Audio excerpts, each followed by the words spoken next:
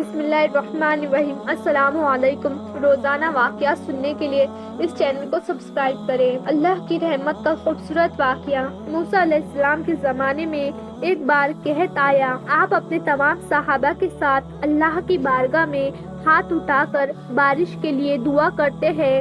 اللہ کی جانب سے موسیٰ علیہ السلام کو غیب سے آواز آئی اور کہا کہ اے موسیٰ علیہ السلام، آپ کے ایک صحابی نے ابھی تک توبہ نہیں کی۔ موسیٰ علیہ السلام اپنے صحابہ سے کہتے ہیں کہ تم میں سے کون ہے جس نے ابھی تک توبہ نہیں کی، اس لیے بارش نہیں ہو رہی۔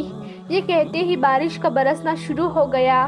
صحابہ کہنے لگے، اے موسیٰ علیہ السلام، آپ نے تو جھوٹ کہا، دیکھو بارش تو شروع ہو گئی۔ موسیٰ علیہ السلام پریشان ہو کر اللہ سے سوال کرنے لگے، اے اللہ یہ کیسا ماجرا ہے؟ اللہ تعالیٰ نے فرمایا، اے موسیٰ علیہ السلام، جیسے ہی تم نے صحابہ سے توبہ کا ذکر کیا، میرے اس گنہگار بندے نے مجھ سے اپنے گناہوں کی توبہ کر لی۔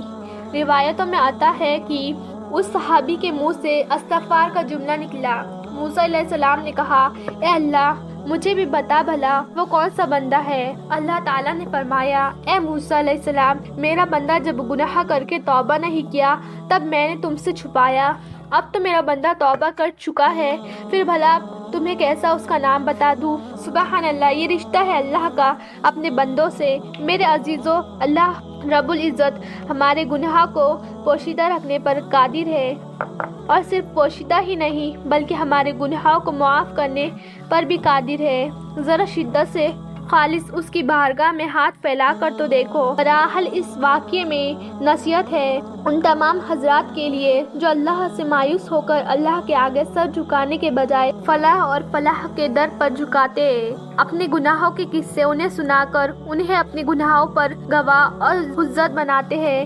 اللہ رحم کرے، نہ جانے کس حد تک ہم اپنے رب سے مایوس ہوتے ہیں جبکہ وہ تو ہماری توبہ کے انتظار میں رہتا ہے۔ لہٰذا میرے عزیزو، ہم نے چاہیے کہ ہم اللہ سے اپنا رشتہ مضبوط کر لیں اور ہر حال میں اللہ ہی سے سوال کریں، جیسے کہ ہمارے نبی کریم صلی اللہ علیہ وسلم نے ساری زندگی اپنی امت کو تعلیم دی۔ انشاءاللہ اللہ تعالیٰ ہمیں کہنے سننے سے زیادہ عمل کی توفیق دے۔ جب تک ہمیں زندہ رکھے، اسلام اور ایمان پر زندہ رکھے، خاتمہ ہمارا ایمان پر ہو۔